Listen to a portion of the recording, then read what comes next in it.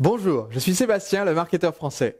Dans cette série de vidéos de formation, je vais partager avec vous la façon la plus efficace pour vous démarquer de la concurrence, atteindre l'excellence dans votre activité, tout en développant une vie exceptionnelle et riche en expériences uniques.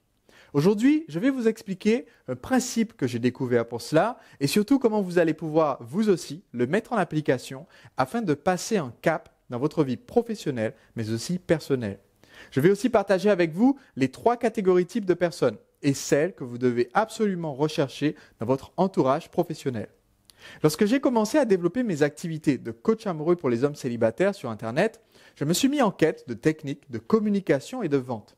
L'idée première était bien sûr de faire grandir mon chiffre d'affaires tout en diminuant mes heures de travail.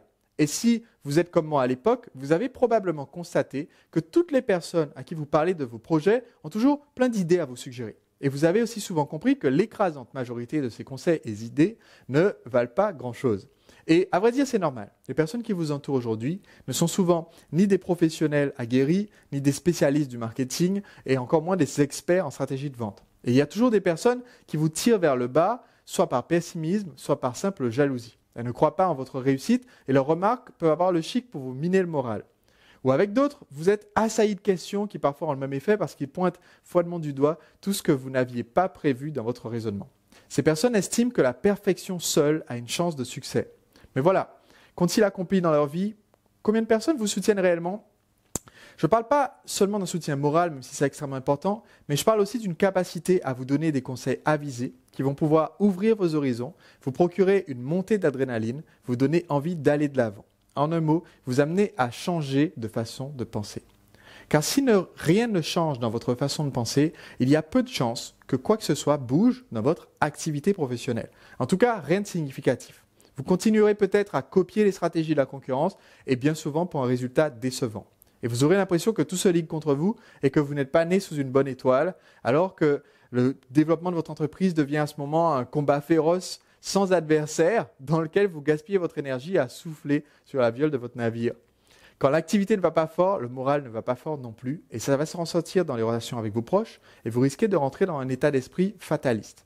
Et vous serez d'accord avec moi si j'affirme qu'avec un tel état d'esprit, il est impossible de réaliser ses rêves. Plutôt que de devenir libre, vous vous emprisonnez vous-même dans un cercle vicieux d'où rien de positif ne peut sortir. Ne vous êtes-vous jamais fait la remarque?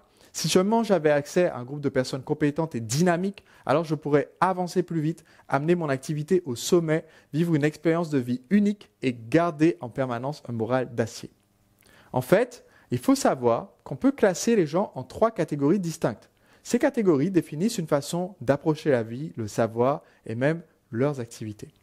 La première catégorie, c'est celle des appreneurs. La chose la plus importante pour ces personnes, c'est l'information. Plus ils ont d'informations, plus ils se sentent bien. Et plus l'information est rare, plus cette information est secrète, et plus ils s'y intéressent. Souvent, ils considèrent donc qu'ils sont en train de se préparer pour passer à l'action, mais la plupart du temps, ils ne passent jamais à l'action. La deuxième catégorie, c'est celle des connecteurs. Les connecteurs s'intéressent essentiellement à créer des relations et à leur statut social. Ils cherchent avant tout à étendre leurs différents réseaux, que ce soit amical ou professionnel. Plus ils connaissent de monde et plus ils sont contents. Plus les personnes qui peuvent approcher sont populaires et plus cela les satisfait. Et la troisième et dernière catégorie, c'est celle des agisseurs. Pour eux, la valeur est plus importante que le résultat. Ils ne s'intéressent pas à qui a réussi, comment réussir, ils veulent juste arriver au résultat escompté. Ils sont prêts à agir par eux-mêmes ou à employer une personne capable pour faire à leur place pour que le résultat soit obtenu. Ce qui les anime en définitive, c'est d'être en mouvement, d'atteindre des objectifs ambitieux, de dépasser leurs limites. Alors demandez-vous à quelle catégorie appartiennent la majorité des personnes que vous fréquentez. Je vous propose même d'être un peu plus spécifique. Quelles sont les 6 personnes avec qui vous passez le plus de temps et à quelle catégorie de personnes appartiennent-elles? Si je vous demande ça, c'est pour une raison toute simple. Nous sommes la moyenne des 6 personnes que nous fréquentons le plus, que ce soit en termes de salaire, de forme physique, de santé, qu'en termes d'état d'esprit. Comprenez-vous l'impact que ce groupe de 6 personnes a sur vous, votre activité et votre vie? Il y a un enjeu énorme ici si vous souhaitez donner une nouvelle direction à votre vie et à votre activité. Parce que pour grandir et prospérer, il faut fréquenter des personnes qui ont le même désir de croissance et de réussite. Et c'est encore mieux si elles ont déjà atteint cette réussite, au moins jusqu'à un niveau supérieur au vôtre. D'ailleurs, vous connaissez probablement des personnes qui incarnent davantage ce que vous souhaitez accomplir pour votre activité. Laissez-moi prendre un exemple afin de clarifier les choses. Focalisons-nous uniquement sur le chiffre d'affaires. Si les 6 personnes que vous fréquentez le plus sont des salariés sans résultat particulier et que leur chiffre d'affaires est donc leur salaire, et si aujourd'hui votre chiffre d'affaires personnel est de 2 000 € par mois, ça devrait représenter probablement la moyenne des salaires, des revenus de ces différentes personnes, ce qui représente un salaire global pour ces 6 personnes d'environ 12 000 €. Que se passerait-il si vous vous mettiez à fréquenter régulièrement un chef d'entreprise qui brasse 40 000 € de revenus personnels pour lui par mois, donc plus pour son entreprise encore de chiffre d'affaires.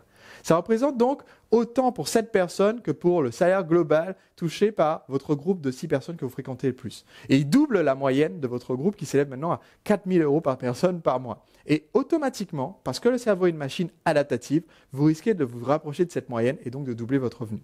Ça peut paraître simpliste comme raisonnement, mais comprenez bien les implications de cette nouvelle fréquentation.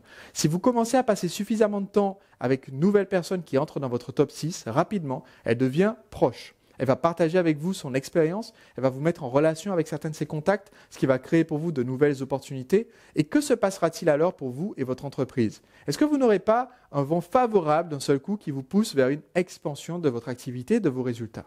Maintenant, répondez sincèrement à cette question. À laquelle des 3 catégories de personnes appartenez-vous? Faites-vous partie des appreneurs, des connecteurs ou des agisseurs? Est-ce que vous vous définiriez comme étant en perpétuelle quête d'information, un appreneur, ou plutôt ceux dont les rencontres et l'échange social est ce qui a le plus d'important, les connecteurs, ou bien ceux qui veulent simplement des résultats, grandir et progresser constamment, des agisseurs? Si vous êtes comme moi, alors vous faites peut-être partie de la 3e catégorie, celle des agisseurs.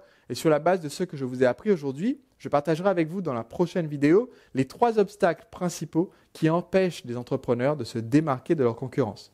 Et je vous révélerai aussi le moyen le plus efficace pour devenir un vrai pionnier dans votre domaine d'activité. Vous serez alors capable de prendre une bonne longueur d'avance sur votre marché.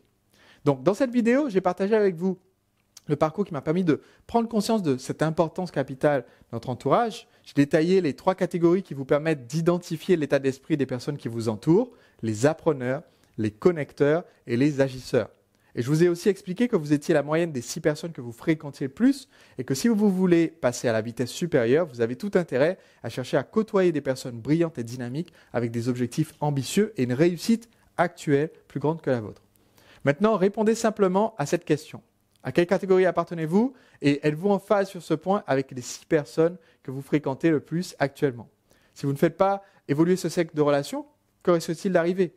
Que deviendra votre activité d'ici 1 an, 3 ans, 5 ans si rien ne change dans vos relations? Dites-le moi ci-dessous, cela m'aidera à mieux répondre à vos attentes au cours des prochains épisodes de cette série et ça vous permettra aussi de gagner en clarté. J'attends à vos questions et vos commentaires. C'était Sébastien, le marketeur français. À très vite dans la prochaine vidéo.